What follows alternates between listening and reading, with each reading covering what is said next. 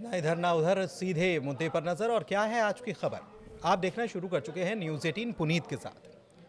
तो खबर ये आई है कि हमारे पड़ोसी मुल्क पाकिस्तान के प्रधानमंत्री जो हैं वो हैं विदेश दौरे पर, और 4 अलग अलग कंट्रीज़ का वो दौरा कर रहे हैं, जिसमें तुर्की भी शामिल है, इसमें अज़रबैजान भी शामिल है, इसमें ईरान भी उन्होंने यात्रा की है। और दिलचस्प ये है कि मुनीर साहब जो हैं वो उनके साथ दौरा करने गए हुए हैं, फील्ड मार्शल, नए फील्ड मार्शल।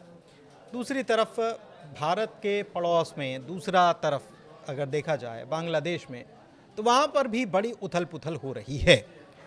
तो इन्हीं सब मसलों पर बात करने वाले हैं कि ये विदेश दौरा जो होने वाला है भारत और पाकिस्तान के बीच में, जो हालात थे बीते दिनों, तनातनी और ये सब चीज़ें, ऑपरेशन सिंदूर भी चला, ये सब चीज़ें हुई, और उसके बाद उनका ये दौरा शहबाज शरीफ साहब का, ये क्या रंग लेकर आने वाला है। मेरे साथ मेरे वरिष्ठ सहयोगी अंकुर त्यागी जी मौजूद हैं।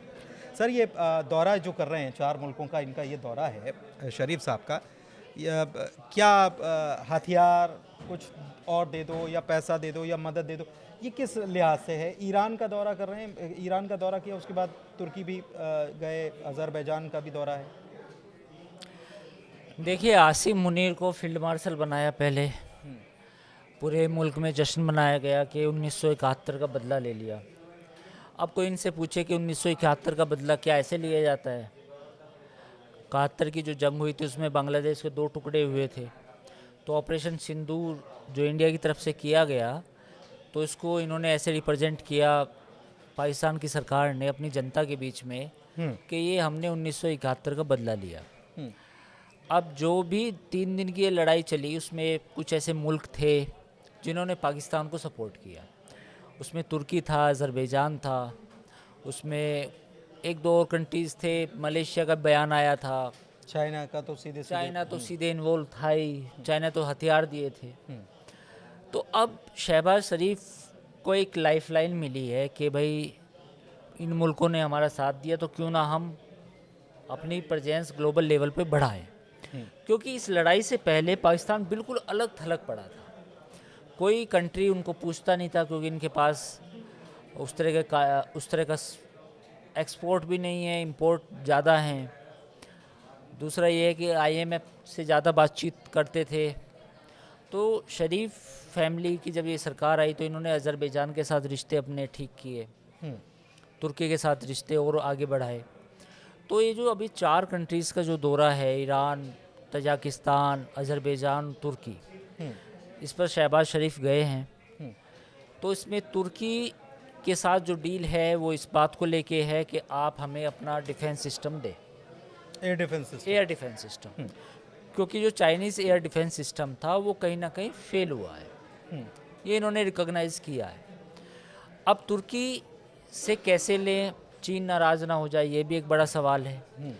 चीन से J-35 की बात हो रही है, 5th जनरेशन एयरक्राफ्ट की, 50%, वो भी डिस्काउंट पे। लेकिन अब ड्रोन तो इनसे लिए ही थे, UAV लिए थे तुर्की से, और तुर्की कहीं फ्रिगेट भी दे रहा है इनको। तो अब इन्होंने कहा है कि भाई अब हम आपसे एयर डिफेंस सिस्टम भी लेना चाहते हैं। तो एक तो तुर्की के साथ ये है। दूसरा, अज़रबैजान चूँकि एक तेल का बड़ा प्रोड्यूसिंग कंट्री है, इंडिया भी उससे काफ़ी तेल मंगाता है, जो अब हमने बंद करना शुरू किया है।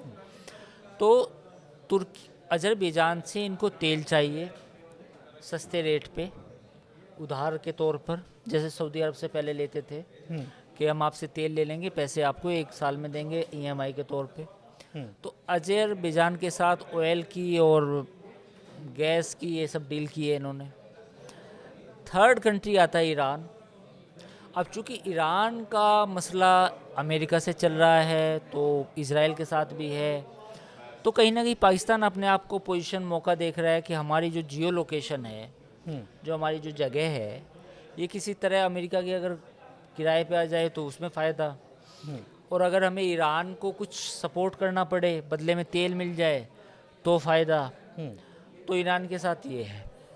तजाकिस्तान का भी मामला ये है कि तजाकिस्तान के साथ भी ये संबंध बढ़ाना चाहते हैं, क्योंकि अफ़गानिस्तान में एक बड़ी पॉपुलेशन ताजिक लोगों की है, तो एक वो मसला है। तो ये 4 देशों का दौरा इन्होंने किया है, चारों के चारों मुस्लिम कंट्री हैं। तो पाकिस्तान अपने आप को इस जो लड़ाई के बाद जो खुद को इन्होंने विजेता घोषित किया है, उसके बाद पूरी दुनिया में जा के ढिंढोरा पीट रहे हैं। ढिंढोरा पीट रहे हैं। एक तरफ पाकिस्तान और दूसरी तरफ हमारे बांग्लादेश में भी हालात तो ठीक नहीं चल रहे हैं, वहाँ पर भी इतनी उठापटक चल रही है। तो ये केवल पड़ोसी मुल्कों को अनस्टेबल नहीं करता, हिंदुस्तान को भी उसकी भी स्टेबिलिटी जो है उसको कहीं ना कहीं प्रभावित करता है। बांग्लादेश में क्या चल रहा है? यूनुस बने रहेंगे? सेना का क्या वहाँ पर खेल हो रहा है? मतलब आपको क्या लग रहा है कि किस तरफ जाएगा ये? देखिए, बांग्लादेश में इस समय प्रोटेस्ट चल रहे हैं, प्रोटेस्ट हैं, सड़कों पे हैं लोग, टीचर्स, सरकारी नौकरी वाले वो प्रोटेस्ट में हैं। पॉलिटिकल पार्टी बीएनपी वो चाहती है इलेक्शन इसी साल दिसंबर में हो जाए 2025 में। और यूनिस को पहली बार एक हीट का सामना करना पड़ रहा है। हीट मेरा मतलब है आग सा तपने की तपिश महसूस हो रही है। वो तपिश कहाँ से आई है? वो तपिश थोड़ा फौज की तरफ से भी आई है, वो तपिश बीएनपी की तरफ से है, वो तपिश जो बाहर लोग हैं जिसमें कुछ अवामी लीग के सपोर्टर भी हो सकते हैं, वहाँ से आई है। यूनुस चाहते हैं कि वो अगले कम से कम 1 साल और एक साल और सलाहकार टाइप बने रहे, और अल्टीमेटली उनकी इच्छाएं भी अब जाग रही हैं कि वो प्राइम मिनिस्टर बने।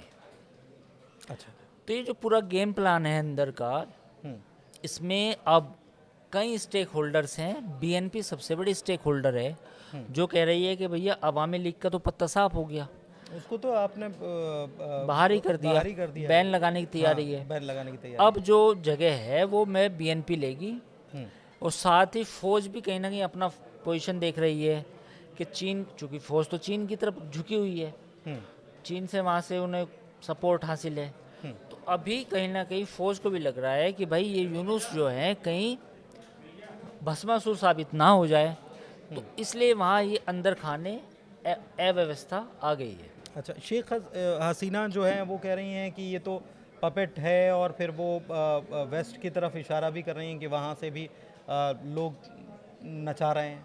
नहीं, वहाँ से तो बिल्कुल मोहम्मद यूनुस का आना अपने आप में वो खुद से तो नहीं आए, लेकिन फिर खुद से मतलब इसमें अमेरिका, पाकिस्तान, चाइना, ये कौन कौन है इसमें? या मतलब अभी जो मौजूदा हालात है उसमें तो चाइना, तो आपने बताया कि चाइना क्या चाह रहा है। देखिए इसमें, देखिए अगर यूनिस का सपोर्ट देखें तो पूरा सपोर्ट तो उनको वेस्ट का ही है, खासतौर पर अमेरिका का। दूसरा, जो फौज है पाकिस्तान की, उसमें भी कुछ एलिमेंट्स हैं जो कट्टरपंथी हैं, जिनको जमायत इस्लामी का सपोर्ट है। फौज के जो फिलहाल जो मौजूदा जनरल है, जनरल जमान जो हैं, उनको वो चीन की तरफ झुके हुए हैं। और बीएनपी जो है, बीएनपी चाहती है इलेक्शन हो जाए ताकि उसकी सरकार बन जाए। तो ये सब लोग अपने अपनी शतरंज के ऐसे मोहरे चल रहे हैं। अब इसमें गेम क्या होने वाला है? इसमें गेम ये होने वाला है कि जो प्रोटेस्ट हैं वो बढ़ेंगे, यूनुस पे दबाव आएगा, यूनुस को इस्तीफा देना पड़ेगा, और फिर इलेक्शन का ऐलान होगा। और इलेक्शन के ऐलान से पहले जो इस बात के चांसेस हैं कि अगर अवामी लीग पर बैन लगता है तो बीएनपी की हुकूमत बनेगी। हाँ बिल्कुल, ये साफ नजर ये साफ है। तो फिलहाल ये चीज़ें होती हुई नज़र आ रही हैं, और बीएनपी जमायत इस्लामी को भी साधेगी, चीन को भी सपोर्ट करेगी कहीं ना कहीं, और इंडिया के साथ वो बैलेंस करने की कोशिश करेगी, क्योंकि इंडिया के साथ रिश्ते उतने अच्छे नहीं रहे हैं। मतलब बीएनपी जब हुकूमत रही है तब तक कुछ ना कुछ शिकवे शिकायत रही हैं, जो वहाँ पे बांग्लादेशी हिंदू हैं उन पर टैक्स बढ़े हैं। क्योंकि अगर बांग्लादेशी हिंदुओं की बात की जाए तो सबसे ज़्यादा सुरक्षित अवामी लीग की सरकार में थे। तो अगर बीएनपी की सरकार आती है तो जो हिंदू हैं वहाँ पे, बांग्ला हिंदू, उनको कहीं ना कहीं फिर थोड़ी सी मुश्किलें होंगी, लेकिन उनका अत्याचार बढ़ेंगे। बांग्लादेश फिर क्या मुस्लिम स्टेट की तरफ बढ़ रहा है? तहरीक तालिबान जो पाकिस्तान के क्षेत्र में था, उसकी मौजूदगी वहाँ पर भी दर्ज की गई है, और वो भी, उनकी भी वहाँ की डॉक्ट्रिन या वो चलाने का तरीका जो है वो चाह वैसे ही रहें। देखिए, जमात इस्लामी ऑलरेडी एक वहाँ कट्टरपंथी संगठन है। उसके जो लोग हैं कहीं ना कहीं वो पाकिस्तान से झुके हुए हैं। आईएसआई का काम क्या है? आईएसआई का काम ये है कि बांग्लादेश में जो जमात इस्लामी है वहाँ घुसपैठ करके और बीएनपी के कुछ नेताओं के साथ घुसपैठ करके फिर से वो एक कॉम्बिनेशन बनाया जाए वहाँ पे। आईएसआई का काम क्या है कि नेपाल का जो तराई का इलाका है, जो कुछ मुस्लिम पॉकेट्स है, वहाँ पे अपनी प्रेजेंस बढ़ाई जाए। जमात आईएसआई का काम क्या है? कश्मीर में जो वहाँ के कुछ कट्टरपंथी संगठन है उनके साथ इन्फिल्ट्रेट किया जाए। तो आईएसआई के लिए तो आईएसआई तो हर जहाँ उसको लगता है कि अपॉर्चुनिटी है वहाँ गड़बड़ करने की कोशिश करती है। ऐसे हालात में पाकिस्तान और बांग्लादेश के संबंध मजबूत हो रहे हैं क्या? नहीं, मुश्किल है, अभी उस तरह से नहीं हो सकता। रीज़न क्या है कि बांग्लादेश में कोई जो एक फ्रैक्शन है जो कट्टरपंथी है वहाँ तो सब वो चाहे वो पाकिस्तान का हिमायती है, लेकिन एक फ्रैक्शन ऐसा भी है जिसको लगता है कि पाकिस्तान के साथ जाके नुकसान ज़्यादा है बजाय फ़ायदा होने के। अगर बांग्लादेश के ये डिसाइड करता है कि मुझे पाकिस्तान के साथ पूरी तरह से जाना है तो उसमें बहुत सारी दिक्कतें भी हैं। देखिए, उनका इकोनॉमी बिल्कुल अब डाउन ट्रेंड पे चला गया है। पहले जहाँ 1.5-2 साल पहले वो काफ़ी तेज़ी से ग्रो कर रहा था, अच्छा बूम कर रहा था, वो अब कहीं ना कहीं स्लो होने लगा है। बेरोजगारी बढ़ रही है, लोगों के पास फ्रस्ट्रेशन है, तो फैक्ट्रीज जा रही हैं वहाँ पर। हाँ, तो अगर पाकिस्तान के साथ जाते हैं तो उन्हें प्रॉब्लम हो सकती है। ठीक है, तो कुल मिलाकर हमने पड़ोसियों को भी समझा कि कौन कैसी चाल चल रहा है, वहाँ पर हालात क्या हैं, हिंदुस्तान में इसका असर क्या होता है और कितना होता है, आपको क्या लगता है? आप कमेंट करके बता सकते हैं कि भारत पर इसका क्या असर, क्योंकि जाहिर सी बात है कि पड़ोसी अगर अनस्टेबल, भले ही कैसे भी हों, लेकिन अगर वो अनस्टेबल हैं तो असर तो आपके घर में भी पड़ेगा। तो कैसा पड़ेगा और क्या हम इसको मैनेज कर सकते हैं? आपको क्या लगता है? कमेंट के ज़रिए ज़रूर बताइएगा। फिलहाल इस चर्चा को यहीं पर विराम देते हैं। हमारे चैनल को लाइक कीजिए, सब्सक्राइब कीजिए। बहुत धन्यवाद।